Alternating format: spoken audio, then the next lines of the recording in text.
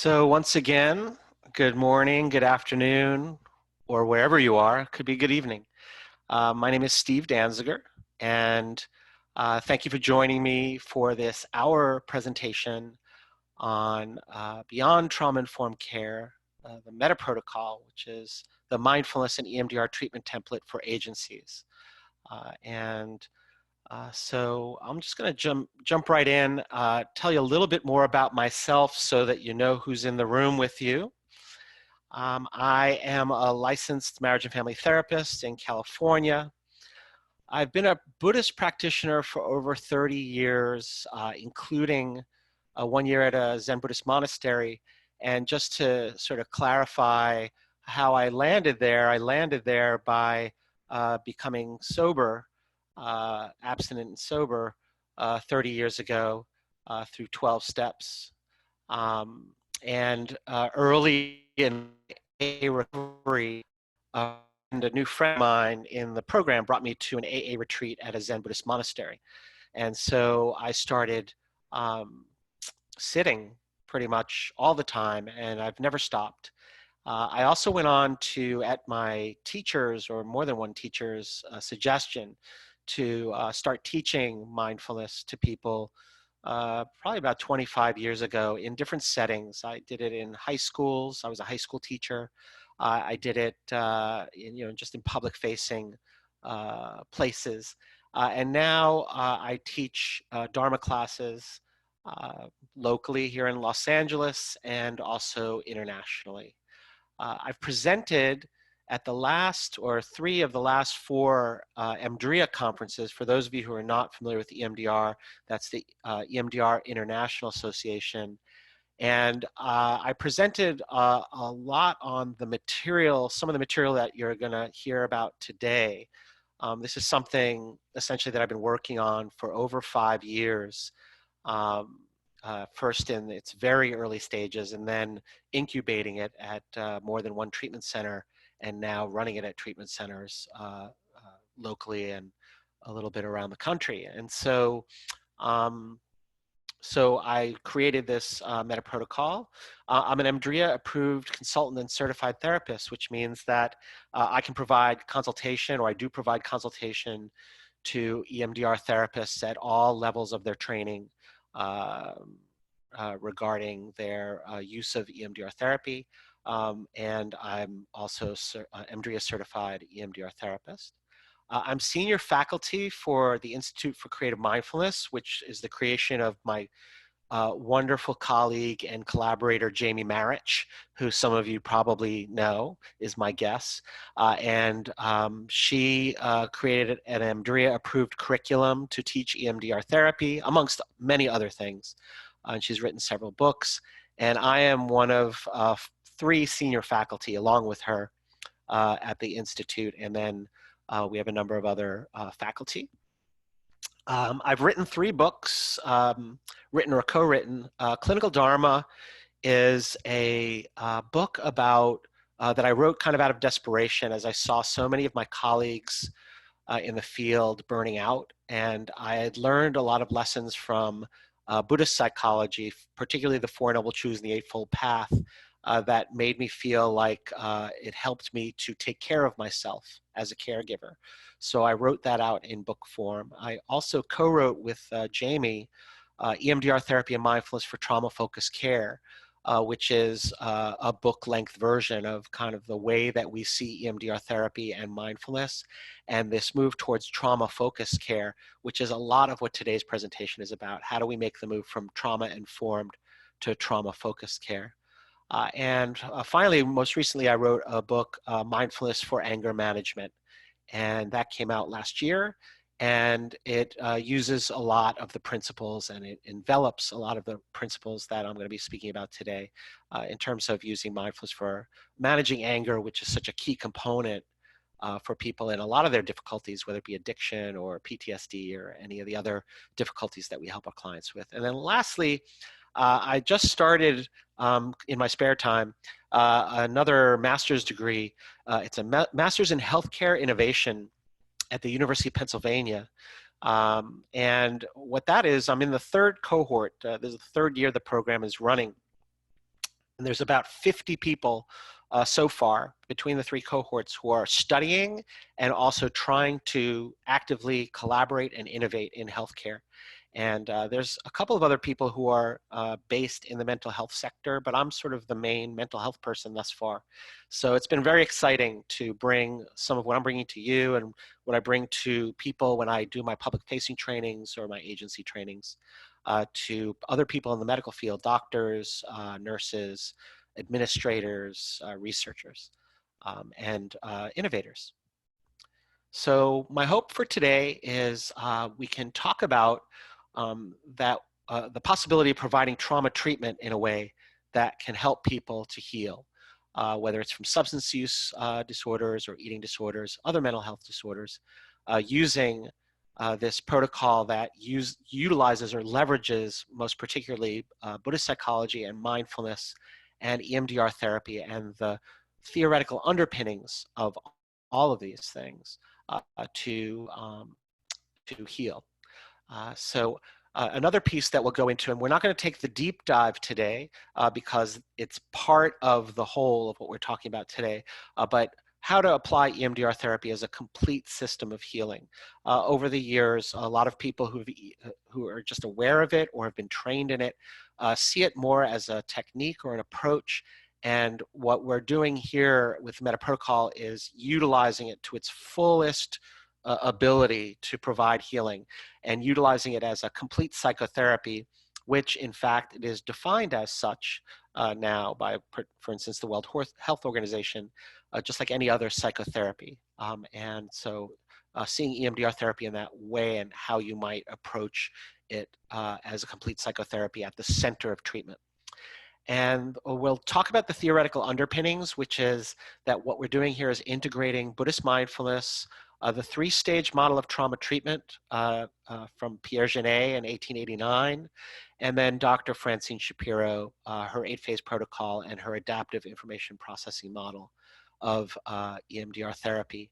That these three central theoretical orientations can help us to provide a more robust treatment. And then also looking at how do we implement trauma-focused programming with a treatment system guided by all of this.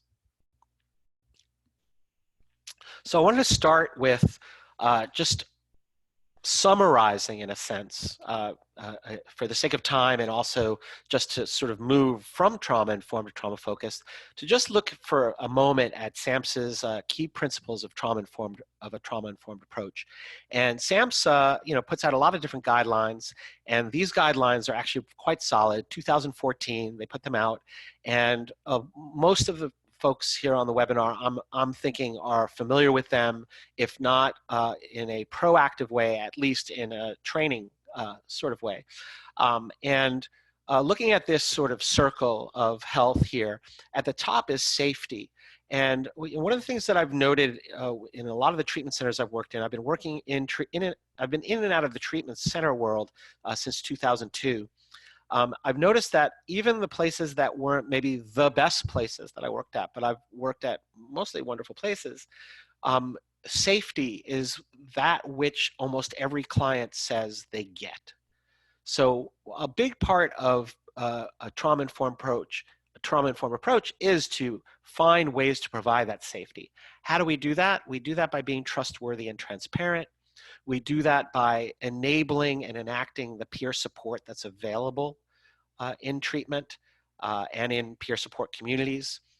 We're collaborative and we're working in a spirit of mutuality, meaning that there's still, I'm still the healer or I'm the person who's responsible for your care, but you're the expert on you. And so therefore, I'm going to be collaborative with you in treatment planning and in the enactment of treatment. And the fact is that mindfulness, Buddhist psychology, EMDR therapy, all of these trauma-informed approaches and trauma-focused approaches are very collaborative. And what that results in is providing clients with empowerment, voice, and choice, which is absolutely critical People who have been through trauma, and we'll be defining trauma a little bit more broadly than perhaps in some other talks that you might have heard. One of the biggest things that happens is people feel either powerless or unable to have agency over their life. And so what can we do in treating people to help to empower them, to give them a voice, to show them and then enable them to have choice in their treatment and in their life?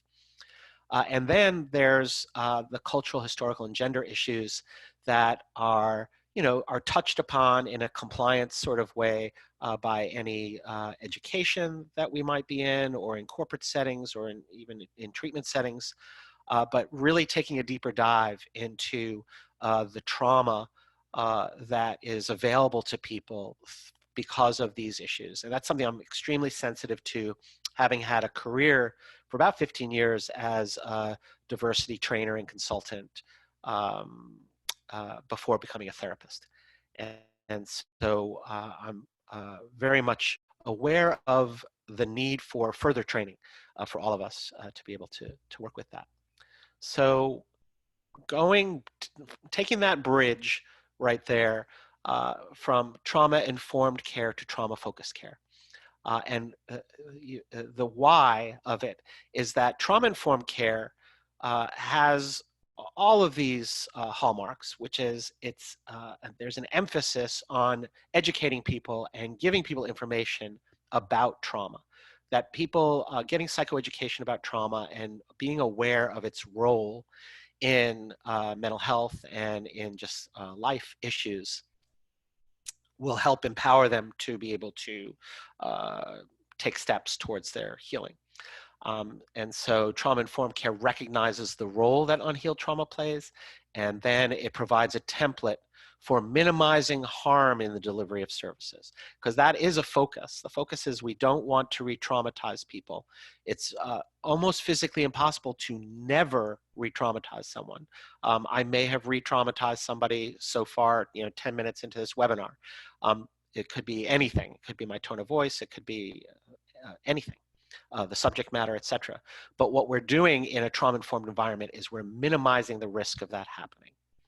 And so trauma-focused care takes it a step further, and it says we're going to provide that education, and we're also going to address and target the trauma. We're going to actually go ahead and treat the trauma. So many people like Gabor Mate, Bessel van der Kolk, Peter Levine, others talk about how if we don't treat the trauma, we're probably not going to treat the fill in the blank. So the goal in trauma-focused care is to take that to heart and then work with it. So we assume that unhealed trauma plays a major role in presenting issues. So in trauma-informed care, it could be anywhere in sort of the deck of cards of importance in what we're looking at. Here, we're assuming that unhealed trauma plays a major role. And then, therefore, it denotes greater action in the delivery of those treatment services towards a proactive treatment towards healing trauma. And again, like I said, I've said the word trauma a lot so far. Think of Francine Shapiro, originally talked about big T trauma and small t trauma, and she later revised her language to trauma and adverse life events. So more on that later, but it's not just about trauma at the level of diagnosable post-traumatic stress disorder that we're talking about. So we emphasize and we target trauma because we see it as the underlying cause of the pathology. And so then we also foster education in order to have a collaborator. Psychoeducation is such a huge part of EMDR therapy. It's a huge part of other trauma-based therapies too, but in EMDR, it's really, upfront that in order for us to have a collaborator in the treatment, in the client, they need to be fully educated about trauma, about EMDR, about treatment in general. And so in this model, in a model that uses EMDR therapy as the central treatment, we target and address trauma through the lens of the 8-phase protocol and the adaptive information processing model of EMDR. And so that allows us to directly treat these traumatic and adverse life experiences. So looking at some of these philosophies that carry over from trauma-informed to trauma-focused care, it's probably obvious that in order to provide treatment for conditions like this, that we're going to have the survivor have as much of a feeling of safety as possible. The word here that's important is relative degree of safety. A lot of what has stopped people from treating the trauma, particularly in treatment centers or in agency-based centers in the more acute stages of treatment, has been this idea that we have to get them to some kind of perfect safety before we do, quote unquote, the trauma work. Where we're looking at it, the way we're looking at it here is that creating that safety is the trauma work, right? This is all the trauma work. And that includes then too, the importance, the centrality of affect regulation. That one of the most important things that we need to do in order to have the person feel safe, but also to have them just be prepared to engage in treatment, is to have some amount of the ability to self-regulate and regulate their affect without turning to substances or behaviors or any of those things that brought them into treatment in the first place. So one of the things that we found over time is that mindfulness actually represents kind of best practice with that. And then also clear boundaries and well-defined roles are a huge thing. I mean, that has been shown again and again, and it also is something that is profoundly important in this context, where if I don't have good boundaries, I'm probably re-traumatizing someone. So a lot of the clients that I've worked with over the years, no matter what the disorder or the difficulty, boundary crossing and unclear boundaries and no structure at all have been what have driven a person to their difficulties and then to treatment. So then the other thing is that again, this is part of the trauma work. In order to help people with dealing with trauma-based symptoms and trauma-based difficulties, we need to help them build resiliency. And that means that, for instance, when people are in treatment, or even if they're just in private practice outpatient treatment, in between sessions, they need to have some coping strategies to deal with the things that come their way day after day that may re-trigger them or may just be a difficulty that's beyond their effective window of tolerance. So what we do in this kind of treatment, in trauma-informed and trauma-focused treatment, is we highlight the fact that the person has adapted in order to, their symptoms are adaptations that have been their way of surviving, as opposed to it being pathological or a pathology. So a lot of times programs and individuals will kind of focus too much on the problem and not see how many strengths a person brings to their recovery. I can just give you the quickest, for instance, in one of the centers where I've done this work is, someone comes in and they're detoxing, or they're just beyond detox. And so the thinking is, oh, they're just beyond detox and they just relapsed, and so they don't have any resources and we need to start from scratch. But this might be a person, and this is a real example, who has, despite the fact that they've been in and out of abstinence and recovery for years, they've also been consistently meditating for years, and they have that resource. And they also had the resource of, they knew the trauma that was dogging them all these years, and that had never been touched on by any of their treaters, and they were ready to do that work. And so they were able to do that work in their early recovery, and they've maintained that recovery for a couple of years. So in any case, the idea is that we're strengths-based, we're resilience-based.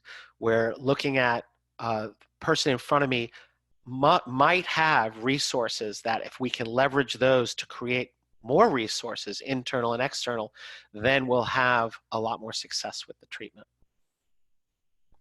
So we view everyone who comes in front of us as the expert on their own life. I mean, I think we've come a long way from the old way of doing things and creating a power dynamic that is not really helpful to anybody in the end, in as much as I personally am an expert on, I don't know why I did that.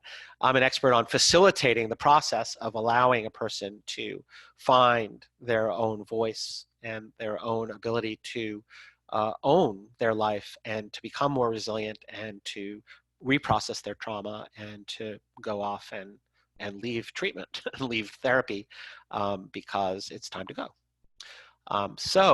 The way we get there is, or what I'm facilitating is this psychoeducation, helping them to understand the prevalence of trauma, the impact of trauma on the brain, how it interferes with development, and then all the different pathways to healing and recovery, so that I'm not trying to push them through a narrow tunnel. I'm providing them with the wide variety of options. Another thing, really normalizing their distressing experiences so that they can see that it's not their fault. So then, to speak just a little bit further about that, essentially validating their symptoms as these expectable, the second bullet point, expectable and adaptive reactions to traumatic childhood experiences, the outgrowth of normal responses to abnormal conditions. And so helping people to understand that they were just trying to cope. And now we're going to help them to find the coping skills that they might already have that are going to help them as they go forward, and then identify new ones, and then leverage that new strength and preparation in order to reprocess their difficulties and reprocess their maladaptively stored material. But more on that in a little bit. So in terms of reducing the possibility of re-traumatization, one of the major ways that people do this or have done this in the past is the idea in the past about trauma work, probably fed by exposure therapy being the main, not to say that exposure doesn't work, but that fed by that idea that they need to talk about it over and over and over and over again, is that a lot of people come with the idea that I need to get the person to tell me what happened. So that's actually how we usually possibly will re-traumatize people, is being too interrogatory, especially in the early stages of treatment. And that getting a chronological history that's exact is probably not going to happen. It's either impractical, it may be unsafe for the person, and the memories might be stored in a way that they're not even available. And so we're going to have to do some work and due diligence, as it were, to be able to help them to discover what their list of difficulties that we're going to deal with. So how does EMDR therapy do all that? Or how is that all encompassed in EMDR therapy? Because like I said, I'm not desiring to bring people through a narrow tunnel.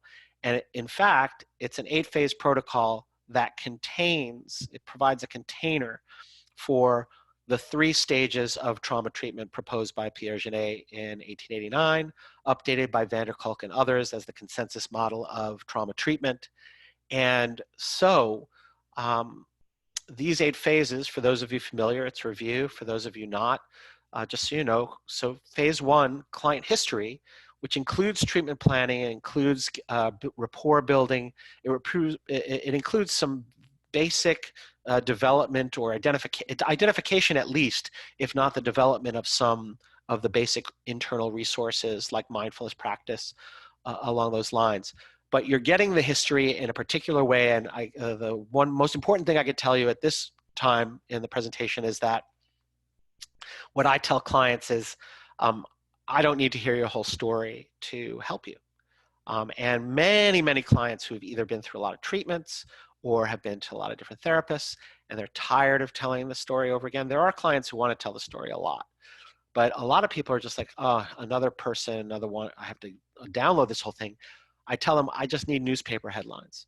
And so we have a phased way of doing that that helps a client to often uncover It's not like a found memory therapy, but it helps them to uncover some memories that may not be as dramatic as some of what we think of as trauma in general. But that might be feeding their, like for instance, when I was 6, my dad looked at me sideways, and that's what's really been driving my I'm not good enough more than anything else. Like those are the kinds of memories that people come up with utilizing the methodology that we use in EMDR therapy phase 1. And then phase 2, client preparation. And just so you know, phase 1 and 2 are the 2 phases of this whole thing that kind of often get sort of mashed together purposefully. For instance, if someone comes into a treatment center and they're detoxing, I'm probably not going to be taking their history. I'm going to be preparing them. I'm going to be giving them stabilization. And that can be in the form of detox meds, right? Anything that's helping them to downregulate and to prepare for this process.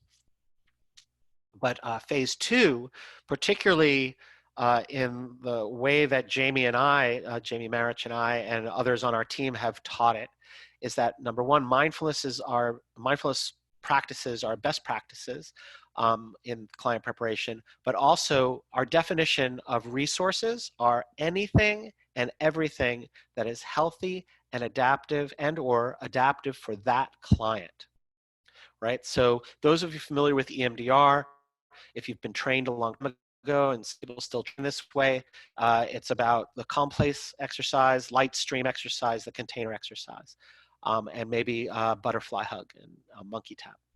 The fact is, though, that in the past, people would say, oh, I couldn't get them to a calm place, so we can't do EMDR. That's the old mode. The new mode is, oh, we can't do calm place. What else do we have? In other words, anything and everything, and that includes their external resources, like they go to 12-step meetings, they have family involvement and it's positive, they have good friends, to internal resources. They have an ability to get quiet. They have an ability, they do yoga, they exercise. So that's phase 1 and 2. And then phase 3 through 6 is, well, actually phase 4 through 6 is what most people think of when they think of EMDR therapy, which is the reprocessing of the memory, possibly using eye movements or some other form of bilateral stimulation. And as you can see here, it's only part of the therapy. The assessment phase is activating all the elements of the memory so that we can reprocess it.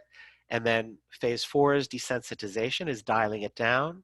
Phase 5 is installation, which is taking a positive belief about self that has sort of developed as the desensitization has gone on, and installing it, connecting it to the memory. The memory is now stored in a different way, and now I have a positive belief attached to it. And then the body scan is just checking from head to toe, see if there's anything residual.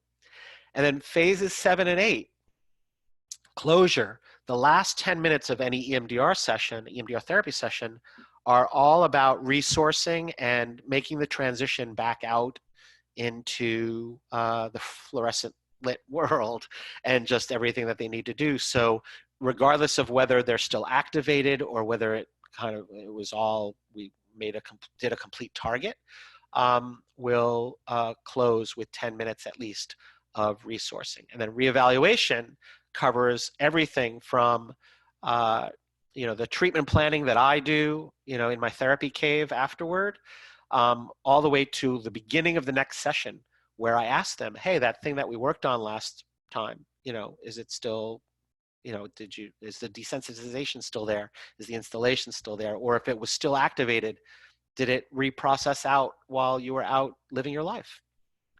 So that's a very brief description of EMDR therapy. In 2011, Jamie wrote a book called EMDR Made Simple, where a lot of people over the years since 1989, when EMDR first sort of came into people's consciousness, had struggled with seeing it as a broad stroke sort of place, as opposed to like a rigid 8-phase protocol. And so she presented 4 phases or 4 different ways to look at EMDR therapy. And so the way that I am choosing to do it within the mindfulness and this meta protocol is number one, the protocol-oriented EMDR therapy. And so the only thing that I would change, though, is that third bullet point.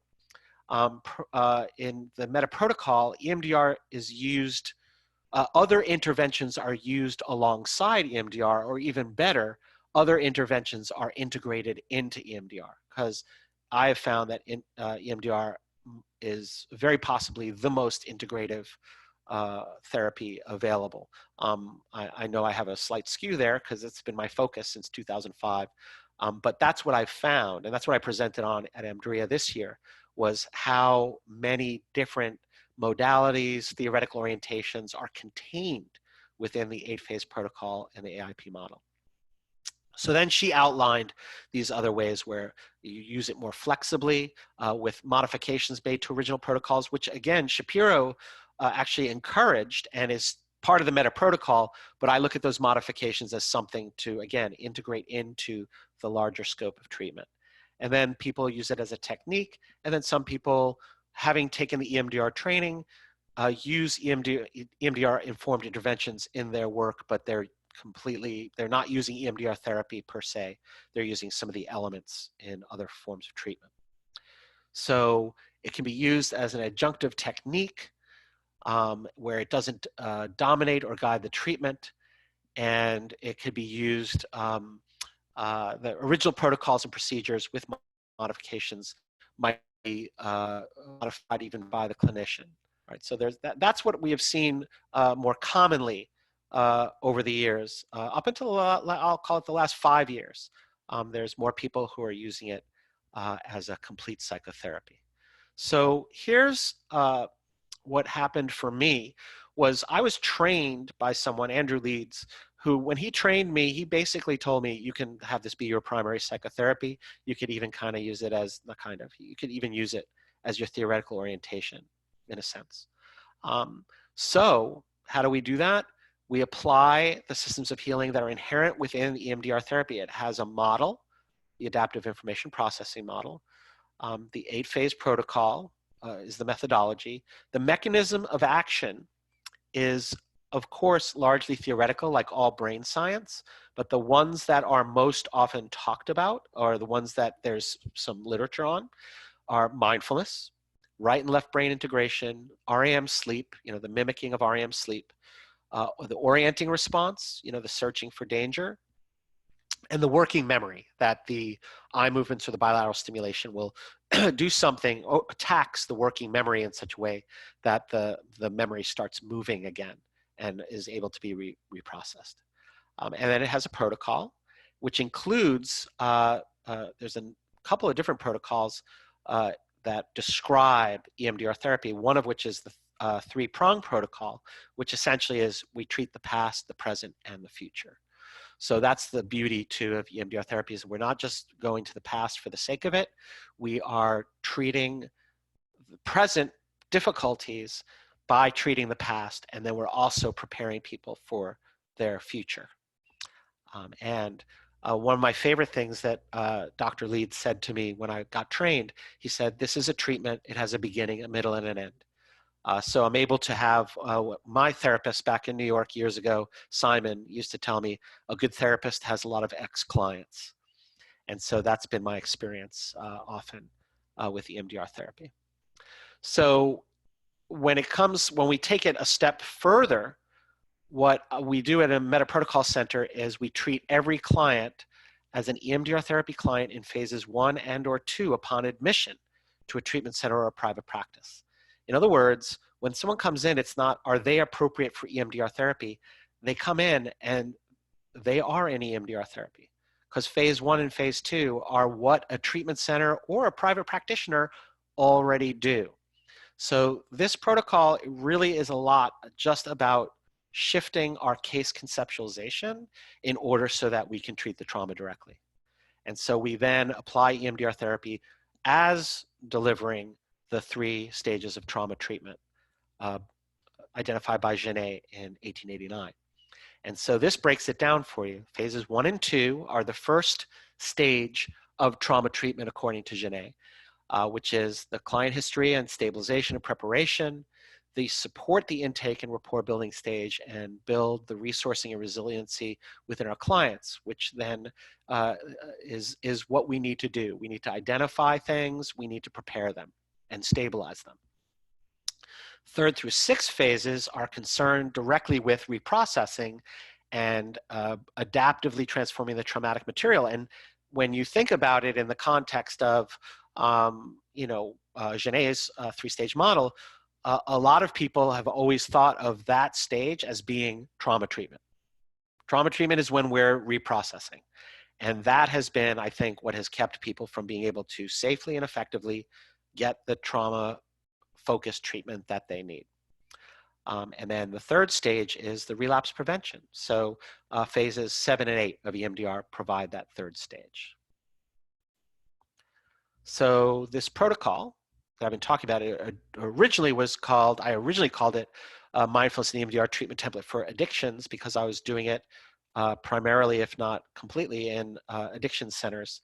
And now have found that the credits transfer to other mental health agencies. So we're leveraging the 30 years of research and theory and practice of EMDR, and then also the 2,600 years of theory and practice and some research of Buddhist psychology, and particularly of mindfulness, the mindfulness component of Buddhist psychology. And so what we do is we implement EMDR therapy as the primary psychotherapy at the center, and that gives us a trauma-focused solution where trauma resolution and are the focal points of treatment, and everything else is folded into that and helps that along, which then that helps everything else to be healed, resolved, etc. And so all we're doing here is honoring the current belief, as I mentioned earlier, from many thought leaders and action leaders, that we need to have trauma resolution be the key focus of treatment to strengthen people's recovery. So everyone who comes in is considered to be in EMDR therapy immediately. We explicitly use the first 2 phases of EMDR therapy to guide every client. In other words, every client is guaranteed phases 1 and 2 of EMDR therapy. And then we will then provide the reprocessing for those in treatment who are sufficiently stabilized and resourced. What that means is that people are getting the first stage of trauma treatment guaranteed, and then that can inform our discharge planning, that can inform the kind of referrals we make when people leave treatment, that they can go for continued trauma-focused treatment. Another important part of this is that the protocol guides the whole treatment center. In other words, we're not just providing EMDR therapy treatment for EMDR therapy training for the clinicians. All the clinicians are trained in EMDR therapy, and then all clinical and line staff, everyone, if it's residential, let's say, everyone from the CEO to the person cutting the grass gets training in mindfulness and in trauma-focused care, so that everybody, and I mean everybody, is speaking the same language. And then the idea is that all the group therapy, the activities, the milieu, all the peer support, all of that is supporting the 3-stage model of trauma treatment and the EMDR therapy that's happening directly in the office. And so all operations are run through this, the AIP model and the A-phase protocol, the 3-stage model, and through Buddhist mindfulness. All operations and all our therapeutic endeavors. So here are some of the components of the protocol, starting with the mindfulness.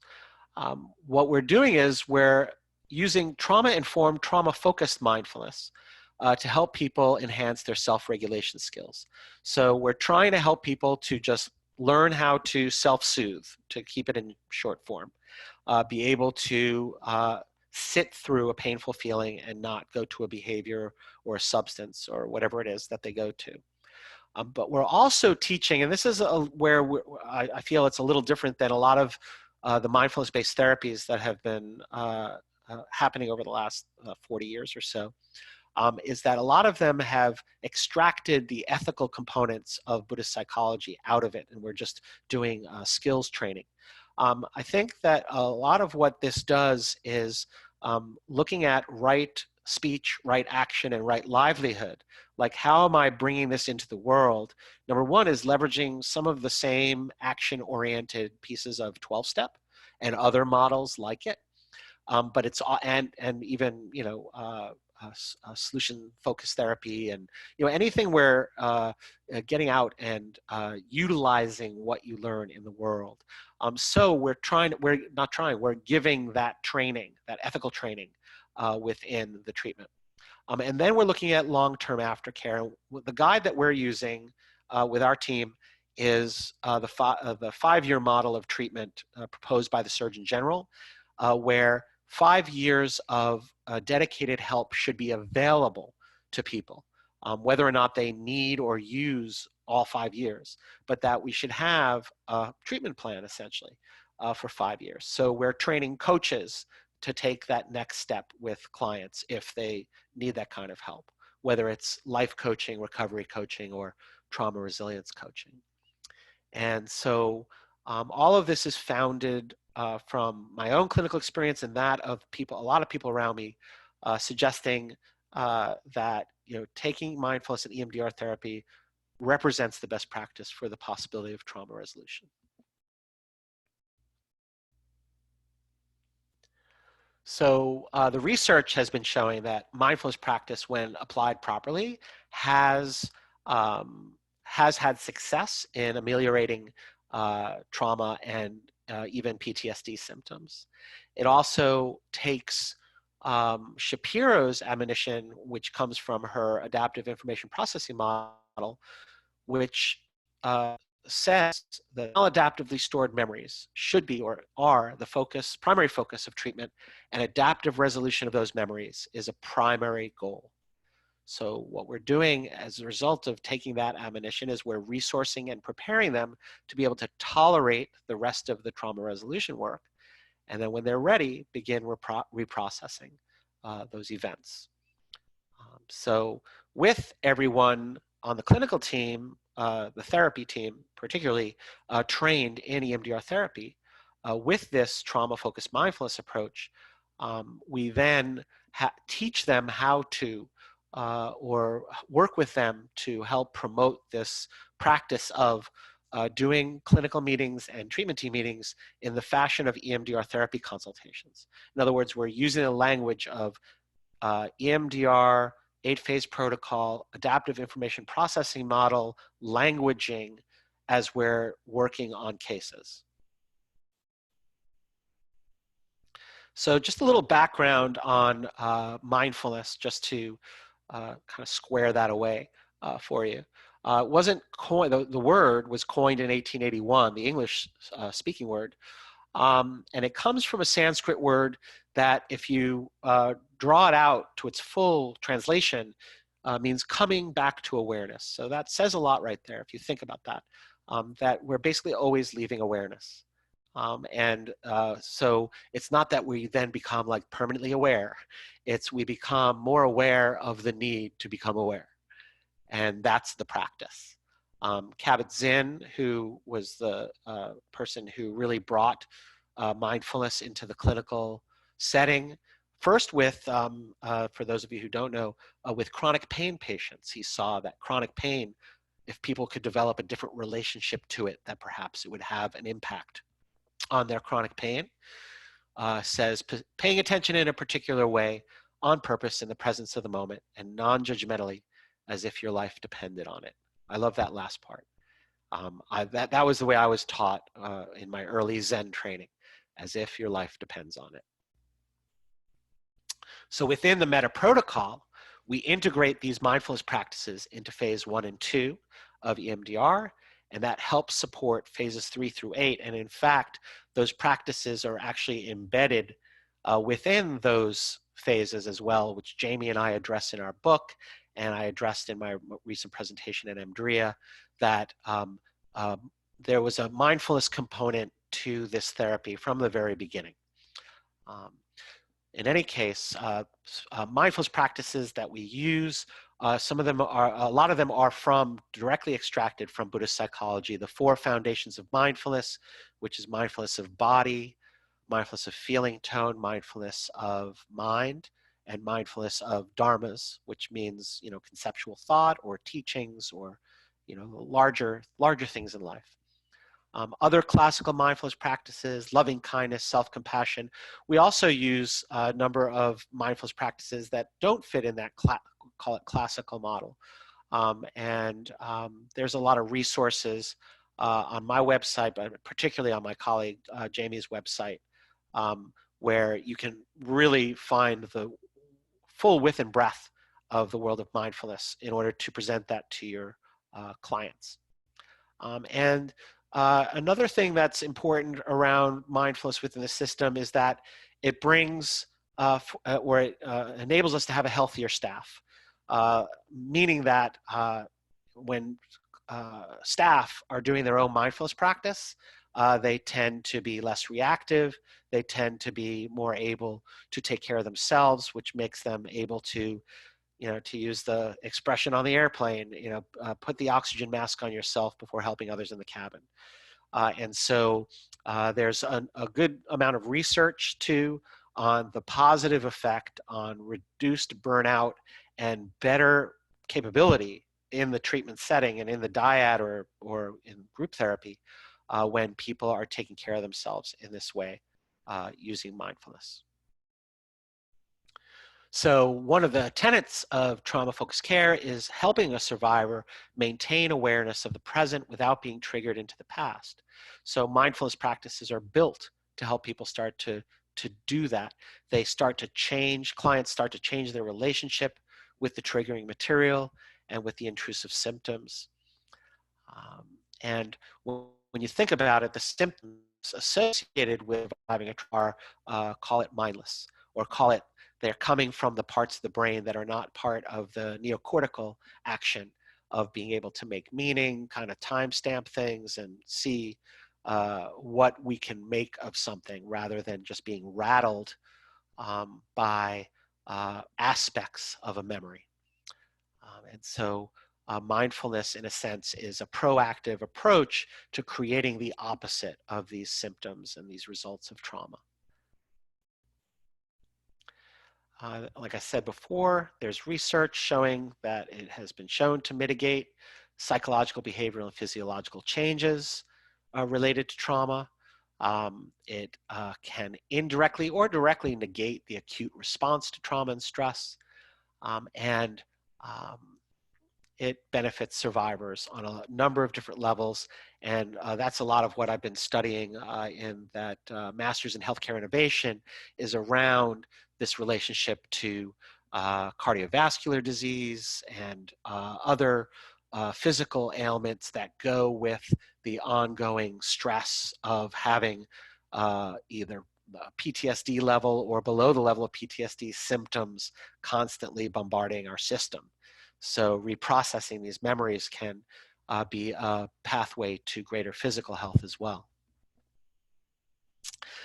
For those of you who are familiar with Buddhist psychology, a little review, and for those of you not, also really just want to make it clear that my relationship to Buddha and Buddhist psychology really thrives off of that which is seems to be or has proven to be so rooted in some scientific realities that he was able to discover by doing essentially a single person case study on himself for about 7 years.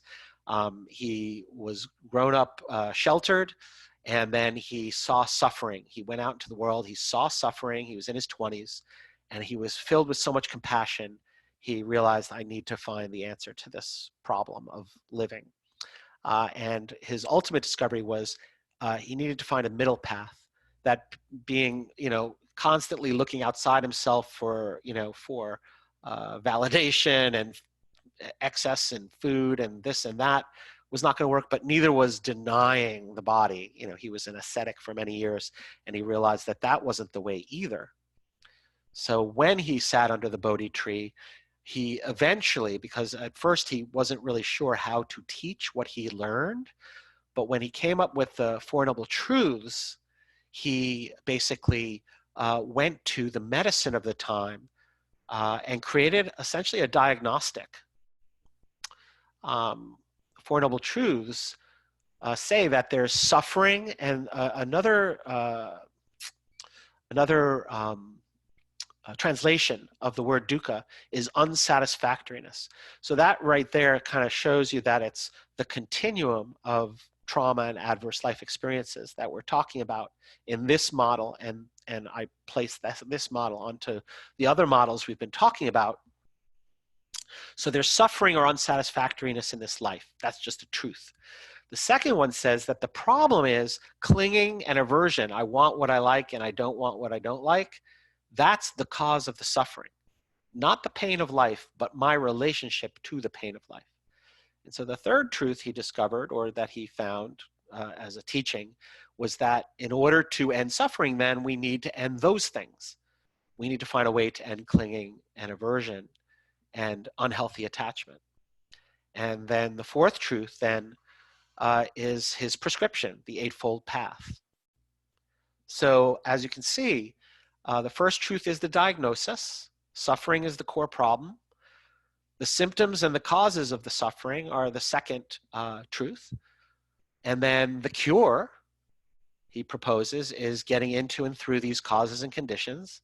And then the prescription is the Eightfold Path. So then you take that and look at the three stages of trauma treatment: stabilization, identification, and modification of the traumatic memories, and then relapse prevention. Genet's model calls for a beginning and a middle and an end to treatment, and helping people to resolve that which was not resolved before. When I say resolved, I don't mean done, to walk through days ever with unicorns and such, but rather an adaptive resolution of that which was maladaptively stored. It's a very different concept. And then my third favorite psychologist, Francine Shapiro, who just recently passed away, I think it was in June. She founded EMDR therapy in 1987, and one of the core developments that came out of her work is that we need to rethink, and we've needed to rethink, and we have, what constitutes trauma. And so big T trauma, small t trauma, adverse life events. It's not about what happens to the person. It doesn't have to be an earthquake or something along those lines. It's what happens internally for the person. And so that change, just that flip of that paradigm, then allows for us to go, oh, this is actually about the three-stage model. This is about the problem of living, the problem of clinging and aversion, and all of these things that are driven by the reptilian brain and by our limbic brain. And we need to find a way to be able to reprocess where this material is hanging out in order so that we can have agency over our lives. So because she developed, or she discovered, the action of the bilateral stimulation, the eye movements first, in other words, she did it backwards from most therapies, where most of the time there's a theory and then there's action related to the theory. She came up with the AIP model to explain what she discovered. And her AIP model sees the cause of pathology as the unprocessed traumatic memories, and the dysfunctional beliefs, emotions, and sensations are the symptoms. And this right here is in keeping with Buddha's third truth. And also Genet's call for personality reintegration and rehabilitation. So what I'm proposing here, what I've enacted, is that this protocol represents an integration of these three systems, while each of these three systems maintains their integrity within this fusion. And so Genet's stages are infused by the Eightfold Path of the Buddha, and then are enacted through the 8-phase protocol. And then Genet's theory that dissociation and neurosis was a reversion to more primitive or less skillful responses to life matches Buddha's conceptualization of a regression to clinging and aversion. So there's a solid enough theoretical foundation beneath the actions that we're taking in this protocol. So the Eightfold Path gives both the therapist and the client, let's say the client and the therapist, a design for living that that goes outside the limits of the office. And this can also bring more attunement, deeper preparation, more effective processing.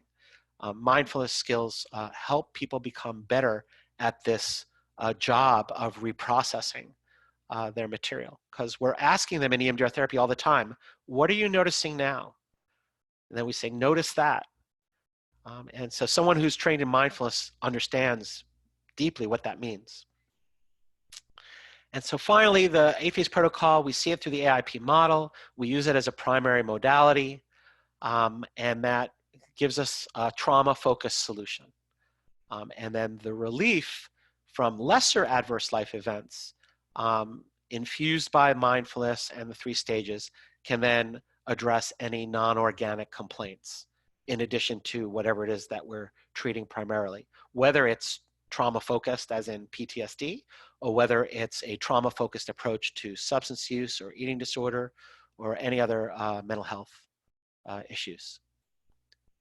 And so I'll give myself a little clap on the back for having come in under an hour with my material. And a couple of things I am going to see. At the moment, I don't see questions yet. So I invite you to go ahead and enter them presently. And if we don't have questions, or once I have your questions answered, I want to remind you, if you would please stick around, if you would, so that Jesse can help you along with a poll at the end of the presentation, so that C4 can do better, I do better, lets us learn what you learned, what you didn't learn.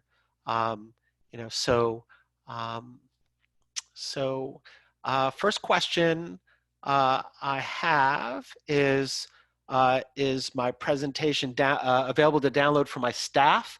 I believe that C4 puts up the PowerPoints, and also uploads this presentation for you to be able to work with your staff. And then also, just so you know, this presentation is going to be, they didn't have it ready for today, but will be available for 1 CE, 1 continuing education credit.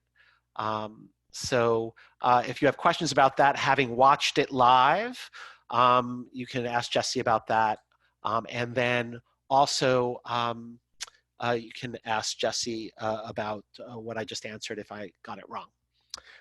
Next question is there training offered for this model? I love this. How do I become skilled at offering it to clients and feeling competent in my abilities? And then a compliment. I'll take it. Wonderful webinar. Thank you. So the answer to that is yes. So that's what I'm doing primarily.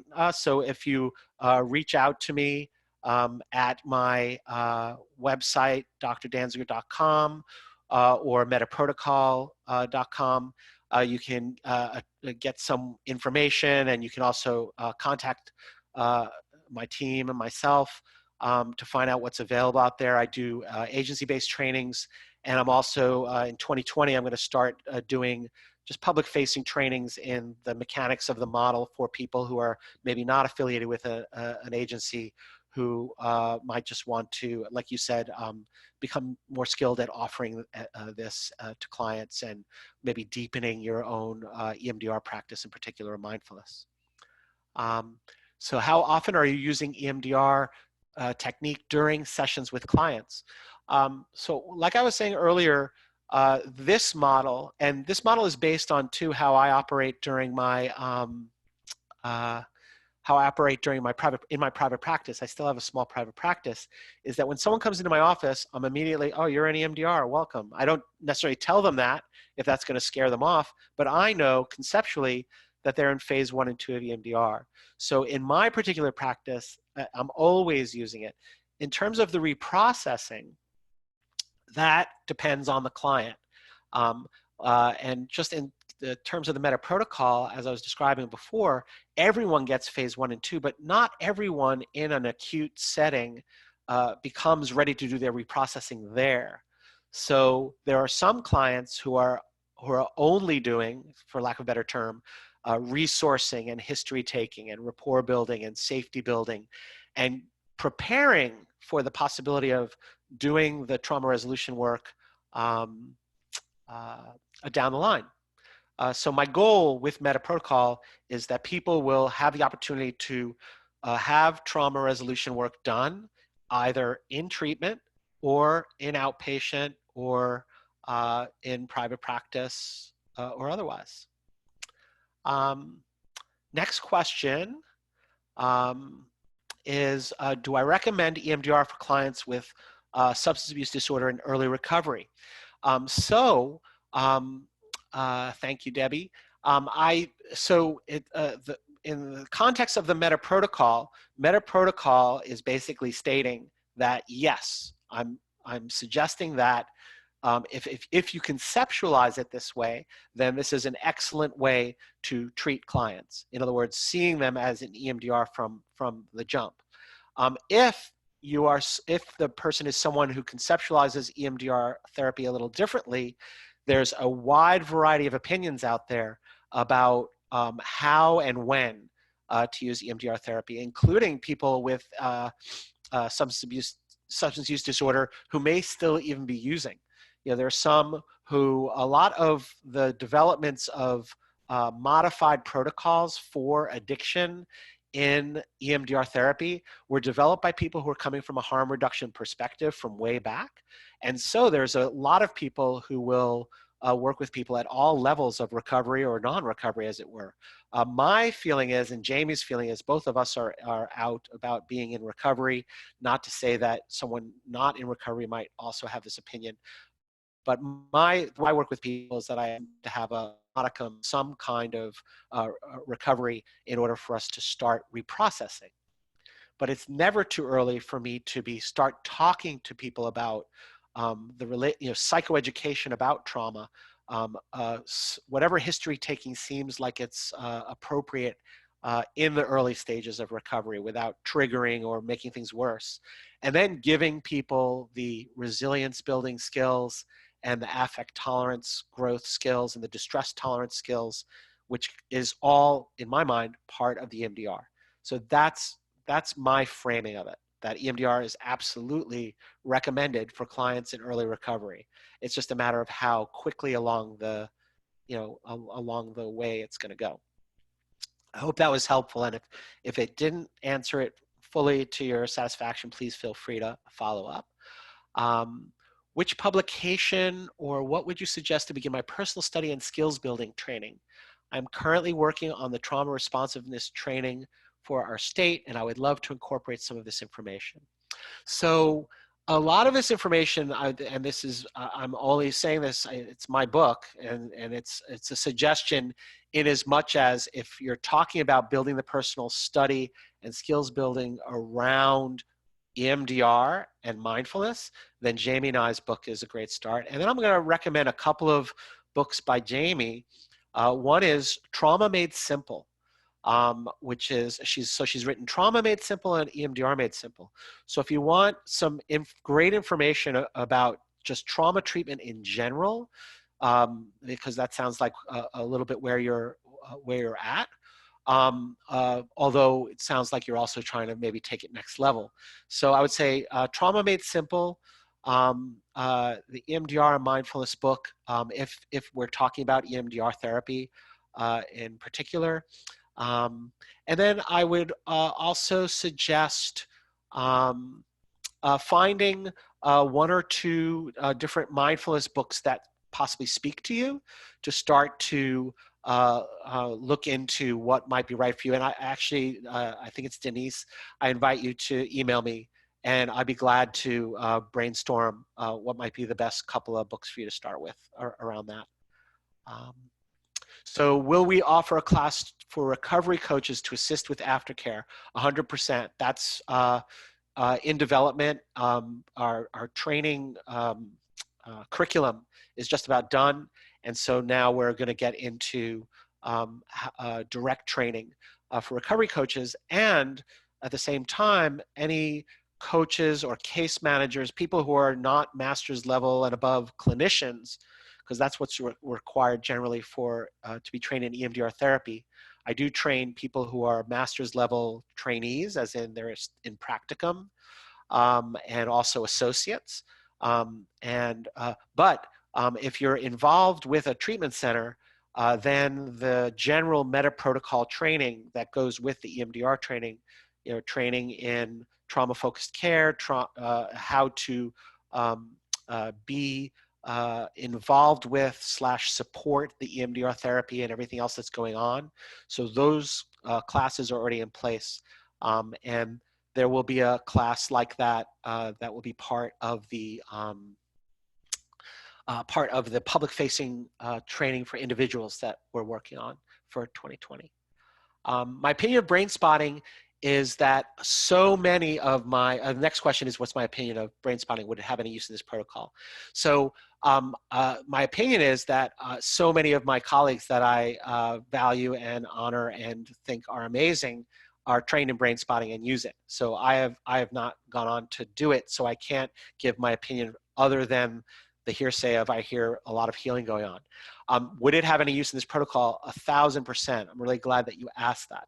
So that's what I was talking about with phase 1 and phase 2. Then there's the second stage, phases 3 through 6, which pretty much those phases are the ones that pretty much look like, that are EMDR and nothing but EMDR.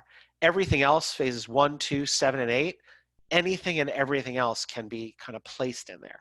And I do know that people who are brain spotting therapists often will weave brain spotting in and out of the 8-phase protocol. So I would say that in that case too, it might have use in this protocol. But I haven't tested that out yet. And so someone thanking me, you're very welcome. And Denise, the email address, let me see if I can bring that up for you. I think that's up there now. So, Dr. Dansiger, this is Jesse. yes. We had one question that was sent in via email from a phone call listener. Okay. It's, how does the primitive response change through EMDR and the Buddhist approach? How does the primitive response? Correct. I'm trying to assess whether, could you ask them to follow it up? But I'll start answering it, and if I'm getting it wrong, please follow it up. So the EMDR therapy, the AIP model, and the EFI Protocol are all built on the idea of the triune brain. So we have the reptilian brain, the limbic brain, paleo-mammalian brain, and the neocortex. And that so much of what has gone wrong, according to the AIP model, is that the memory material is stored in the wrong place, not built for long-term storage. So all of those, call them primitive responses, that come from the reptilian brain, that come from the limbic system in order to survive, is where the material is stored. So what happens is that, and again, I'll just use one example, use the orienting response as a way of explaining the possibility of one of the mechanisms of action. So the orienting response is where, like, if I'm a deer in the forest and I'm always scanning for danger, and let's say 100 times an hour, I hear something and I look up 100 times, and 98 times out of 100, it's nothing. It's the wind through the trees. And then let's say one time out of 100, it's a deer I find attractive. I have that go towards response, that excitement. Then one time out of 100, let's say it's a predator, it's a bear. So I run. Let's say I get away. I'm not going to talk to my dear friends because I don't have a neocortex. I'm not going to be on your couch 5 years from now talking about the bear incident. It takes about an hour for the cortisol and all the different hormonal changes and neurological changes to kind of work their way out. And there might even be violent shaking at the end. So again, just all body below the level of consciousness responses. Then if I'm a deer, it ends, and then I'm like, all right, that was awful, but I don't even think that. I'm looking up again. I'm not looking up 102 times an hour. I'm looking up 100 times an hour still, right? So human beings, problem is our neocortex, let's say it does kind of initially get to the neocortex and this problematic situation, and the neocortex says, ooh, that was awful. I'm never going to think about that again. It kicks it back to the more primitive parts of the brain or the body. The other one might be, oh, that was really awful. I better be looking for that everywhere all the time, right? Like everything's a bear. And then, of course, there's also the freeze response. So the possibility of this being the mechanism of action, sort of the summary of it is that when I'm doing the bilateral stimulation with you, that's like the 98 times out of 100 where it's like boring, it's nothing, right? Wind through the trees. But I'm doing that simultaneously with bringing up the cognitive, the limbic, and the body aspects of this terrible memory that's incorrectly stored back there. And eventually, through the protocol, the material works its way to the neocortex, where it's like, yeah, that happened, and it's not happening now. And so the material is now stored in a way that it is available to me, so that, for instance, if I'm someone who, God forbid, was in combat, and now every time I hear a loud sound, I dive under a desk, now that it's been reprocessed, I'm able to stay in 2019. And the primitive response, of course, might still come up, but it won't connect in to the past material because it's been reprocessed. So that's kind of it's interesting. Thank you for the question, because we spend probably about half of the morning of the first day of EMDR training addressing that. And according to the AIP model and my experience as an EMDR therapist, what happens is all aspects of the memory change. And that those that are no longer useful, as it were, are discarded.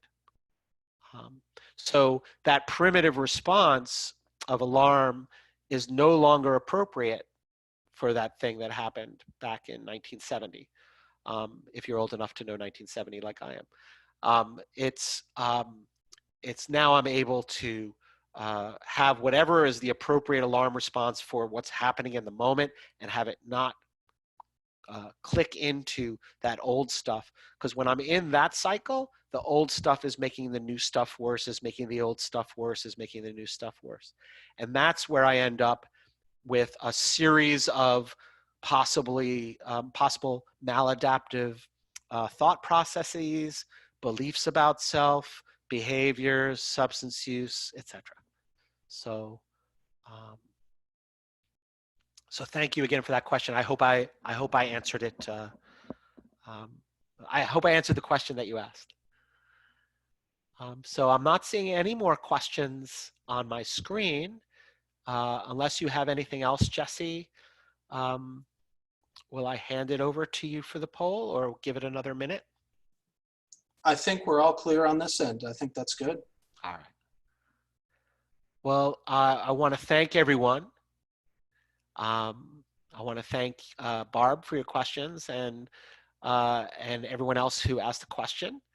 And I want to thank you all for attending. I know we're all busy. And then for those of you who are watching this, watching it recorded, I appreciate you too. And I hope we get another chance to meet along the way. Any way that I can be helpful, please feel free to reach out. Also, one last slide, if you want the references related to this presentation, you can write to Justine Kovacs, who's my research assistant on my team. So thank you all, and have a wonderful day.